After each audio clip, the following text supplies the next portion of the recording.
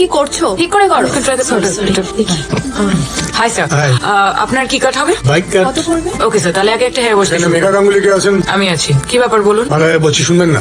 এই কি হচ্ছে রে? এই তুই চুপচাপ নিজের কাজ কর, ম্যাডাম ওয়েট করছেন। যে পাঠাচ্ছে তাকে বলুন এখানে চলে আসতে, হাতে একটা কোর্টের অর্ডার। এই জায়গাটার ভাড়া এখন অন্য লোকের কাছে, আপনাদের উঠে যেতে হবে। ফালতু বাওয়াল না দিয়ে চুপচাপ এখান থেকে বেরিয়ে যায়। এই শুনুন, শুধু মেয়ে মানুষ বলে না গায়ে হাত দিচ্ছি না, শাটারটা নামিয়ে বন্ধ করে দিই। দুটো করে লেডি ছুড়ে দেয়, লেজ নাড়তে নাড়তে এখানে চলে আসে। ডিসকাস্টিং। এই কি বলছেন আপনি, কি বলছেন? বলছি কারোর পোশাক গুন্ডা হয়ে তো কোনো লাভ নেই, এখানে কাজ শিখুন না, একটা স্কিল তৈরি হবে। আপনি কিন্তু ইনসাল্ট করছেন। এই যে তোমার পাশে, ওর বোধ ইন্টারেস্ট আছে।